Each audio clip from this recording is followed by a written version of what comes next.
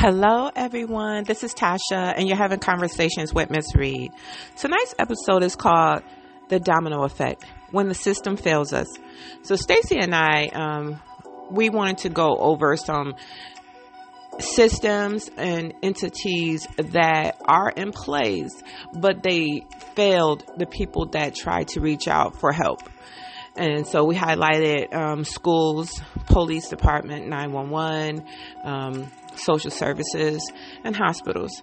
So just to get a little insight on some situations that happened and where things went wrong. So sit back and enjoy.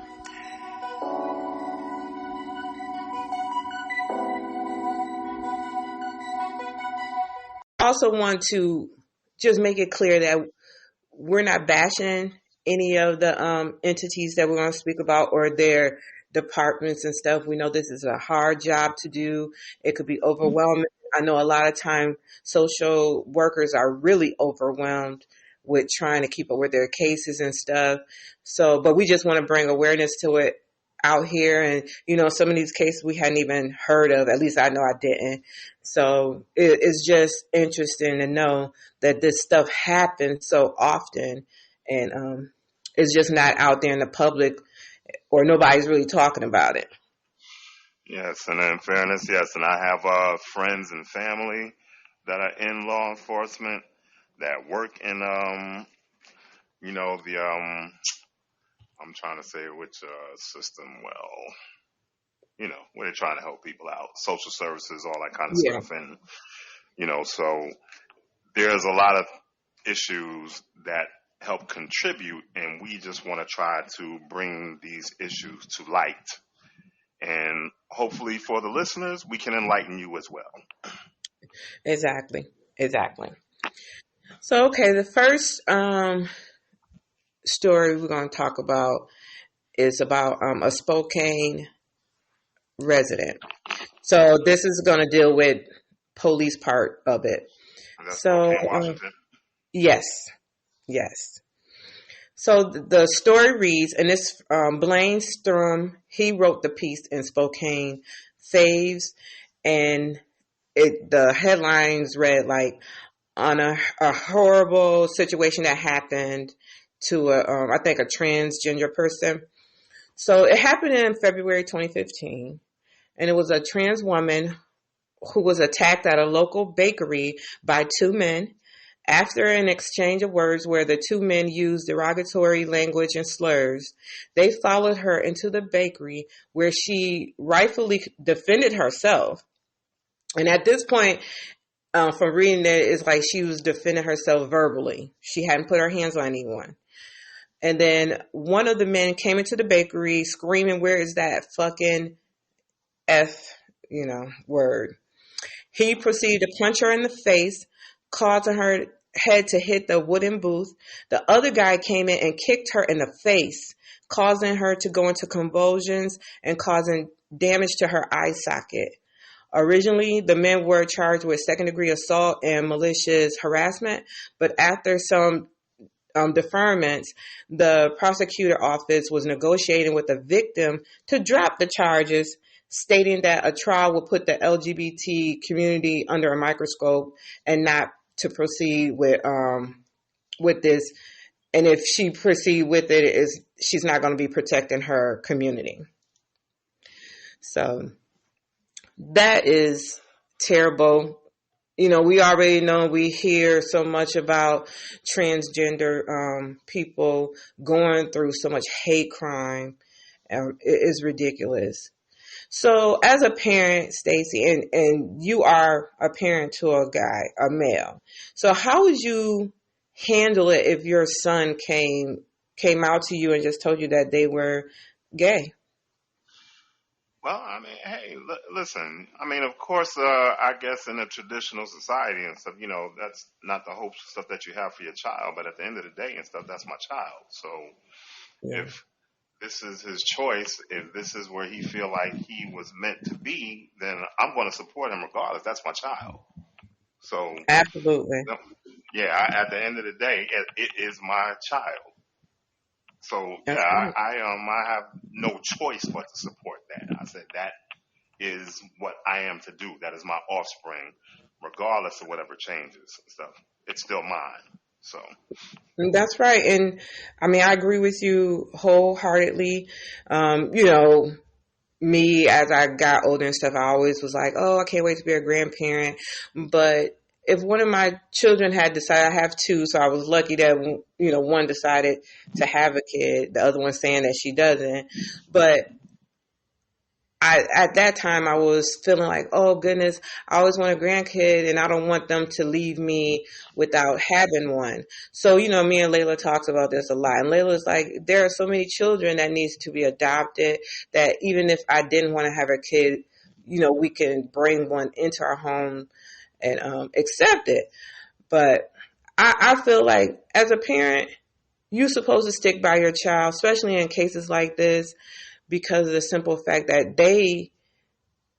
it's really hard for them to come out and, you know, say that because, or tell anybody their truth because of backlashes and things like this.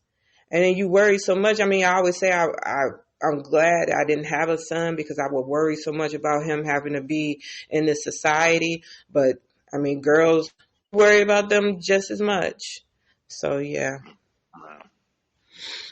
All right. The next short story is about this is how the school failed. And you probably remember this story. I didn't remember the name until I started reading the story. Then I remembered the situation. So this story is about Gabriel Tay. He was an 8-year-old student. He ended his own life in January 2017 due to being bullied at school. There was a surveillance video in which a Cincinnati homicide detective who watched the video wrote in an email to the assistant principal, previously obtained by the Washington Post, that a student wearing a red and gray coat punched another student in the stomach and then jumped in the face of a third student in a menacing manner immediately before Gabriel walked in. The boy in the coat appeared to pull Gabriel to the ground while shaking his hand. The detective wrote and said that he seemed to celebrate and rejoice in his behavior. Students pointed, mocked, nudged, and kicked Gabriel for 5 minutes while he was unconscious. Nobody had said anything. Students had targeted Gabriel before, the lawsuit says, but the school did not report those incidents to his parents. Gabriel was hit twice, and there was an incident on the playground after which school records say proper action was taken regarding another student involved. Gabriel was subjected to other students' aggression at least 6 times in 3rd grade, but the lawsuit says the school either did not tell his parents or withheld important information. And I wanted to just throw this in there before we move on. The American Psychological Association reported in 2016 that an average of 33 children ages 5 to 11 die by suicide each year. That is, yeah, that is disgusting. What do you feel like the school could have done better in this situation? Well, for me, first of all, I'm having a real difficult time that this kid was on the floor unconscious for 7 minutes in school. Yeah. I watched the How is that possible? Exactly. I watched the surveillance too. He laid there until a nurse, a school nurse, somebody must have told the school nurse or something, and she came in. Then that's when you start seeing like adults all coming in to him. Yeah, I don't even know how that's possible. I mean, when I was in school, I mean, going back to when the Phoenicians were running around trying to, now when I was in school, I mean, there was always somebody in the hallway. So I'm like, how the hell was that kid left there for 7 minutes? Exactly. Like we had hall monitors. They Yeah. were around. Shit, every I turn just, where you turn, somebody was somewhere telling you you need to get out the damn hallway. look, $3 million ain't enough. Yeah, and that's what it was, $3 million that they wind up Yeah, selling it for, and this was a baby. I just feel baby like girl. Yep, 8 years old. And you could see it was like the camera was situated as if it was like a hall. I think it was towards the bathroom. And then, of course, Mm-hmm. they can't put it in the bathroom, but it was at the door going into the bathroom or in the corridor, like the in between, where the kids going downstairs and having to go into the next class. So he was behind a little garbage can and stuff. It was just sad. It was disgustingly sad. And I hate that instead of, and I think I understand why they don't want to take responsibility for it or saying that outright that it's their fault for failing him. But I, I can imagine being a parent and you telling me like, oh, that's not what happened. We handled it. You didn't do enough. You did not do enough. You need to report to me every time. You report when a kid is missing from school or late. You report cards. Report this to me and let me know that my child is constantly being picked on. I'm So, like, and I guess I don't know. I guess he was afraid to say anything to his parents because I mean, apparently they're saying his mother wasn't aware of what happened, and she sent him back to school 2 days later. yeah, see? And while I was doing this one, I read on another child, and that one was so terrible. He had been picked on, picked on, picked on, and he just, it's just so hard to talk about this or even imagine a child, because that other boy, he wound up shooting himself. He killed himself. It, that they feel that sad or that scared that they rather die than have to deal with this treatment. And why is your 8-year-old mind even thinking that way? Right. And it shouldn't even be about that. It should be about them go outside and play. Yeah. Okay, so we're gonna move on to how the doctors fail. And I know But you know what? Hold on a second. I mean, I know we trying to move on, but yeah, no, go on. I'm just like looking at this story. The school official told the boy's mother that he had an accident on the playground. Yeah, This the is like cover in the up first and is second grade. crazy. In the third grade, I mean, so there's been a history of this. I'm saying And this was in the first and second grade. He had two loose teeth when he came home, damn, and they said the and that third didn't make grade. me. Yeah, I mean, I'm just trying to figure out what his mother is doing. She's not really doing her homework here. Because it's like in the third grade, it said his grades began to drop, and the injuries got worse. Oh, see, yeah. And his mother was a nurse. Oh no, stop. So then at that point, I guess that's when she suspected that he was being bullied. Well, we need you. You don't want to point blame, but somewhere in here, this is how the parents also Yeah, failed. she failed him too. With that. Absolutely. Yeah, yeah. Absolutely. Because we are supposed to take care of our kids and protect them. Yeah, and they said the school has 31 cameras around the building, but officials refused to show Miss Reynolds footage of what happened, according to the lawsuit. Ain't that something? I can't. I flipped out when a nurse said something about Layla when she was in elementary school, and she had on just like a regular top, but it had like skinnier straps. She was a child, and like I explained to them, I pick out her clothes. I drop her off at school. So I saw what my child looked like. I would never send her to school making her look all crazy or whatever, but they made Right. her feel so self-conscious about herself. We don't do that. So that's why I don't understand like that something that small, I was all over it. But it's like you seen your child coming home with teeth missing and you ain't And calling nobody the to nurse find out needed what happened. look. The nurse need to go to jail. But you like school nurse didn't call 911, Yeah. and she waited an hour to call the mother and said that Gabriel had fainted. Yeah. She need to go to That was jail. the thing. He just fainted. This is unbelievable. I'm just like disgusted. Yeah, exactly. Exactly. Uh, okay. So Ella, Rose, Clover, and this is how the doctors failed this child. 22-month-old Ella is the victim of violent abuse that led her to lose her life. Within 7 months, she got beaten several times, leading her to end up in the hospital almost 9 times. Her godmother's boyfriend killed her on January 21st, 2018. Her mom was at work and left her with the godmother. Anytime the baby suffered bruises, she was taken to the hospital, but the doctors have suspected it to be a rare disease. Independent experts have claimed that clearly was an abuse. What in the holy shit? What rare disease that you see on a child that's been at the hospital 9 times and you not thinking like, okay, something is wrong. This child is constantly coming here. And y'all are the ones that's supposed to notice this. You are the advocate for the child. When you see abuse, this is when you're supposed to report it no matter what.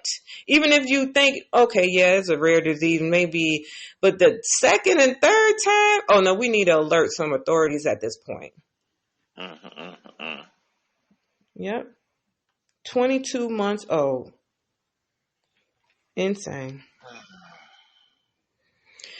All right, and then we move on to social services. Now, I'm probably going to butcher these names because they weren't in this country. But DeRay Lewis lived in Dunstable, Milton Keynes with his mother, Donna Humphrey, and her boyfriend. DeRay was racially abused, repeated beaten, and burnt with cigarettes by the boyfriend, Nicholas Haling. Donna, the mother, was also black. Called the police over an assault allegation against her boyfriend, which she later withdrew.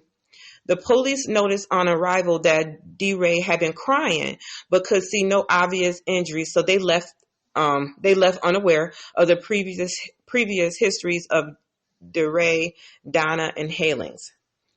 DeRay spent the rest of the day complaining of stomach ache and being sick, and neighbors heard Haling shout, "That fucking baby is spoiling my life. We can't do anything without him. Spoiling things." Hours later, Donna woke up to find DeRay dying in bed beside her. DeRay was taken to Milton Keynes Hospital where he died later that day. More than 73 injuries were found on his tiny body. His bowel had been ruptured, his eardrum perforated, the surface of his brain bruised, and his skin was burned with cigarettes. On the day of his death, he had suffered a blow to his abdomen that split his duodenum, poisoning his blood system. Jesus. The court was also told that Halings had referred to the little boy as a black bastard and wrote "nigger" or on him in a felt pen. DeRay was even forced to repeat these words. Social workers in Bedfordshire were tipped off that Haling was abusing DeRay some 6 months before he was brutally murdered. Mistake number 1 came when social services failed to pick up the signs of Haling's racist attacks, which included stubbing out cigarettes on the little boy's body and calling him racist names. Instead, they believed the cover-up stories from the terrified mom, Donna, even when, according to sources, she presented herself black and blue, with bruises from Haling's attacks on her. 3 months before DeRay's death, Donna finally admitted Halings were beating her and fled to safety in Milton Keynes. Mistake number 2 came when Bedfordshire Social Services omitted to pass the information on to Milton Keynes Social Services, though they stated clearly on her emergency housing application that she was fleeing domestic violence. This led to mistake number 3. When Milton Keynes Housing Department failed to inform their own colleagues in social services that they had moved a vulnerable woman and child into a house in Bletchley's Osborne Street. Thus, when DeRay's mother, Donna, rekindled the relationship with Haling, not one official noticed. It should also be noted that Haling was under the supervision of a probation officer at the time and had convictions dating back to childhood. Halens was convicted of DeRay's murder and jailed for life with recommendation that he serve at least 20 years. Wow. Yep. I mean, clearly it said that she was fleeing the relationship due to domestic violence, and they just brushed on over it. And I'm just trying to figure out how the hell you sitting here having this racial animosity toward this little boy, but you with his black mother. And you, as a black mother, What was that? Yeah. Don't even get me started on her. What in the F did you? So if he calling your son these kind of names and stuff, clearly you're being called these names too. Yeah, but I'm confused. I was like, ain't that about a bitch? Ain't no way you'd have been in my house. It just ain't no way. Okay. Ain't no way we can lay down with each other every night. How did that continue to happen? And you talking about my son spoiled all the fun because he was just alive. Wow. And this one was 911 calls that failed the people who called for help. Okay, so one of those inadequately, and this is what it says in the report, and I will link all this stuff in our show notes. One of those inadequately trained operators was the Pittsburgh area 911 worker who took a call from a woman last April asking police to remove her 22-year-old son from her home. When the operator asked whether the man, Richard Poplawski, had any weapons, the mother responded, yes, but they're all legal. Okay, but he's not threatening you with anything, the operator asked.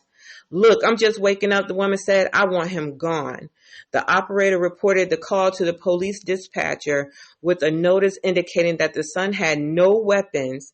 As a result, police walked into a death trap. Poplawski, a former Marine recruit who'd been tossed out of boot camp, had donned a bulletproof vest and set up an ambush.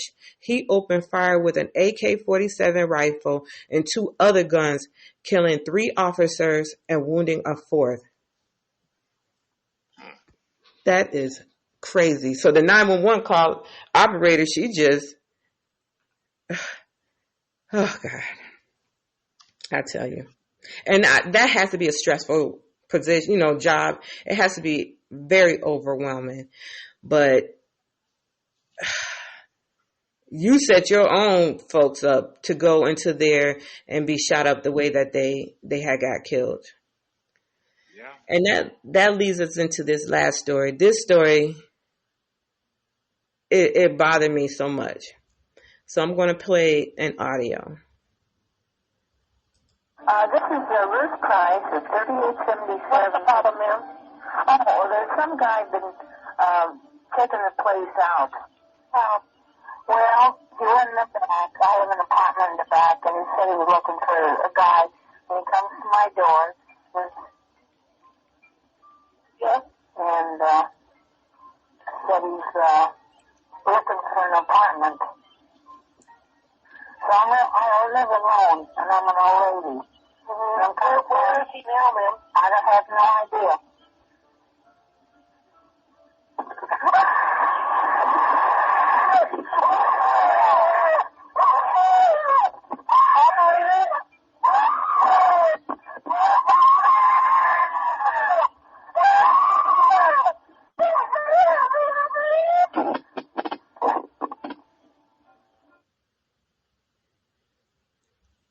She passed away. Well, she was murdered. Wow. Yeah. I was like, my God. So at the beginning, when she started to give her address, the operator cut her off. What's the problem? She tried to give her address. At least it seemed like, he was already there. And it probably wouldn't have did any good had she gave her address and they sent help. But they still hadn't caught the person. So at least they would have been in the area to maybe have caught that person. Right. But the operator ended the call. Well, she ended it. Well, I don't know because that was played off of YouTube. I can't remember if she ended the call because, it fell on the screen it says like you can hear things dropping and stuff. And I'm like, the operator, if she ended the call, that's crazy. You already hear this woman is in distress. Yeah, she ain't supposed to do that. No, you're not supposed to just end that call. Mm-mm. Whew. Jesus. Yeah. That And I was just hard be, to listen to. yes. And when she said, I'm an old lady, and you know, most times when you hear some of the 911 calls, and you know, sometimes I mean, like if you ever in a situation, you're going to be hyped, you on 110, you screaming. So a lot of times the operator can't hear or they can't get clarity as to what is going on and what needs to be done. But this woman, she was calmly trying to relay her information until it was too late. She was trying to be somebody who's like, well, I don't want to, I don't want to make a big deal about it, but he was looking around my, the windows and stuff, the apartments. Yeah. Right then when she cut her off, as soon as I started listening, I was like, my gosh, she cut her off. There's no way she can get the address. But I'm like, don't they, because I was reading on some other one. One was about a girl was kidnapped and she was in a car and it was at light where another driver had saw her hand. And I think they heard like some screaming. So they called 911 and let them know like what car and all this and that. And they didn't follow up on it. Well, look, I have my mother with me. Yep. She's not allowed to let anybody in if I'm not here. And that's what I said to my mom. Like, stop being so friendly. The world is not a friendly place. Nope. I tell her, like, if I didn't tell you that somebody's supposed to come here when I'm not here, you are not to let anybody in here until I get home. Period. It's scary. Because when she said I'm an old lady, I just said, oh my God. Just the frailness and how is she going to be able to defend herself? Right. And then it sounded like they get caught her off guard too. So that was frightening. It was horrible to hear, like you said. So this leads into we're done with this episode. I just wanted to start it off this way because it's going to lead us into the other topics that Stacey and I have been working on, and it's so much stuff. It was so overwhelming to even try to put, some things into place because we will be on here forever just talking about all the senseless crimes and stuff like that happen to people. It's just heart-wrenching. It really is. So, do you have anything else to add?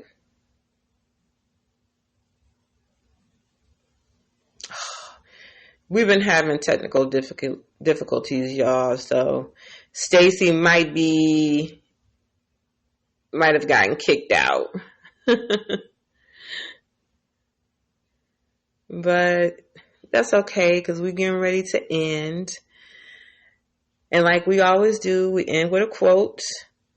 And the quote is, life is always fluctuating. And just as the world outside us constantly changes, so can the way we view it. Make positive changes today and start living the positive life you've always imagined. And so, good night, people.